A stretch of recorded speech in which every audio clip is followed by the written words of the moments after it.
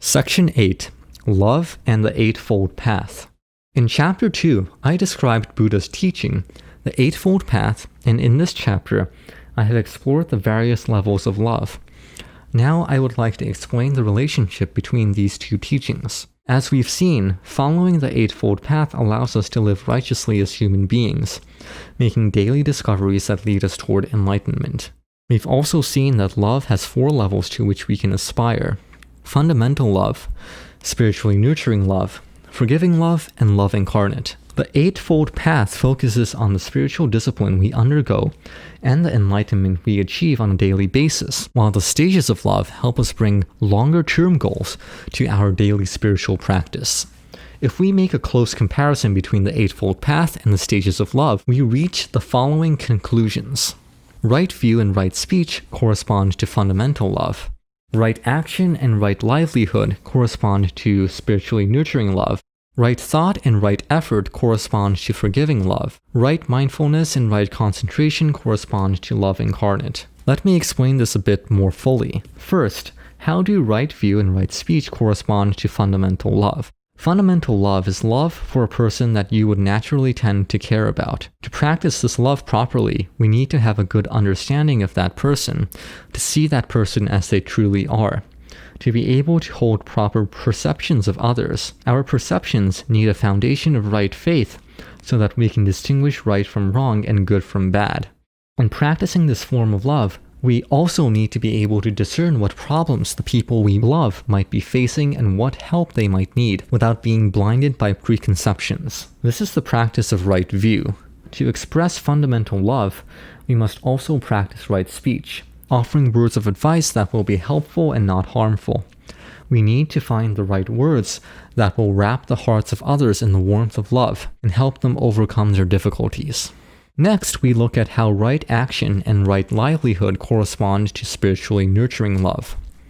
During Shakyamuni Buddha's life, right action meant observing Buddhist principles such as not killing any living creatures or committing any sins of the flesh. Translated into today's terms, right action means not resorting to violence, not stealing, being faithful to your spouse, being a person of strong morals and ethical values, respecting other people's rights, and serving as a role model.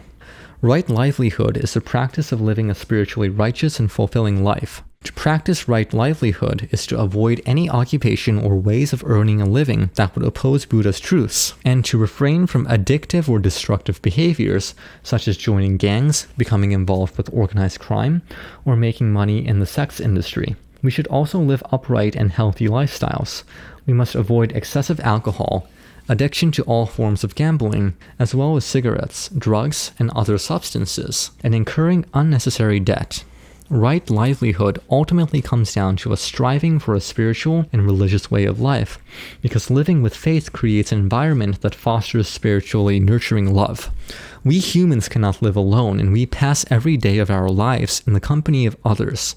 All of us live in communities, and it is part of being human to support others and offer guidance when it is needed. Therefore, the more that people practice right livelihood and aspire to create utopia in their homes, the closer we come to actualizing heaven on earth. In these ways, right action and right livelihood correspond to and support the state of spiritually nurturing love.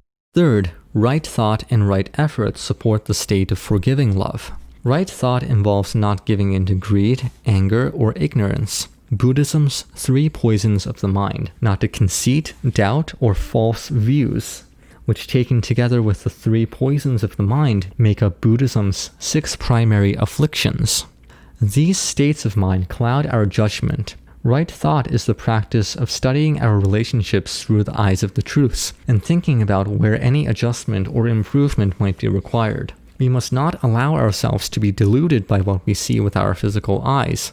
Instead, we should imagine how the people we interact with might appear in the spirit world and form our relationships based on that understanding.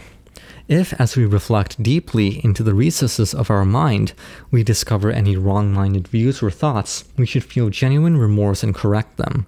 Then we should think about how each of us should be as children of Buddha. That contemplation should give you a picture of everyone pursuing great harmony as we guide and support each other. Ultimately, the more you think with right thoughts, the more magnanimity and acceptance will fill your heart and mind, bringing you naturally toward the state of forgiving love. Right effort, the study and practice of the truths, also leads to the state of forgiving love. When we practice right effort, we take the path of avoiding temptations and pursuing and learning Buddha's truths. We strive to fill our minds with good and righteous ideals and thoughts. Through this journey toward Him, your enlightenment will grow every day, and the power of your virtue will gradually multiply in strength. You will no longer find anger, constant dissatisfactions, grumbling, or jealousy arising in your mind. Your daily life will become so filled with virtuous, right thoughts that it will align itself with the project of creating peace on earth. Your mind will become unshakable, and you will acquire the power to help purify the sins of those who have erred. The better you become at practicing right effort, the deeper your religious and spiritual awareness and discernment will become, and the closer you will draw to the state of forgiving love. Fourth, right mindfulness and right concentration correspond to and support love incarnate. Right mindfulness is the practice of focusing your mind on living in accord with Buddha's truths. It involves envisioning your future with a calm mind, forming plans accordingly, and praying that you will achieve righteous self-realization as His children. This righteous self-realization is a perfected state of being a human child of Buddha, and the state of becoming one with Him, a state of a Tathagata.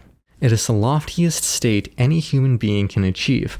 The very presence of a Tathagata shines light onto the world and draws the world's respect. Right mindfulness is aimed at achieving this, the highest goal of righteous life. Right concentration refers to the ultimate state for seekers of Buddha's truths and people of faith. Since ancient times, spiritual seekers have practiced different methods of meditation, such as yoga, Zen, contemplation, and reflective meditation in an effort to achieve enlightenment and communicate with divine spirits. There are 3 levels of right concentration. At the first level, you practice self-reflection every day and become capable of communicating with your guardian spirit. When you reach the next level, you can communicate with guiding spirits who help you carry out your specific mission in this life. At the third and final level, you can contact the great guiding spirits of light, the inhabitants of the world of Tathagatas in the 8th dimension. How is this possible? There is a spiritual teaching that the mind can attune to 3,000 worlds. The mind of the human being can be attuned to countless different areas of the spirit world. This means that if you could achieve the enlightenment of a Tathagata in your right meditation, you would be able to communicate with the great guiding spirits of the 8th dimension. All Tathagatas in physical bodies on earth are receiving spiritual guidance, either directly or indirectly from the great guiding spirits of upper levels. At the very least, they are certainly receiving inspirations from heaven that are helping them fulfill their mission on earth. To reach the state of love incarnate, we must practice right concentration, which helps us achieve spiritual emancipation and become capable of concentrating our minds perfectly. Now we know that just as we practice love in stages, we should also practice the Eightfold Path in stages. These stages can be arranged into 4 levels: right view and right speech, right action and right livelihood, right thought and right effort, right mindfulness and right concentration. This order is different from that of Shakyamuni Buddhas, but it is particularly effective for beginners. These 4 stages are in keeping with the 4 levels of love: fundamental love, spiritually nurturing love, forgiving love, and love incarnate. You must master one stage of the Eightfold Path to move on to the next, and the same is true of love. But in both cases, it is most important to master the first stage.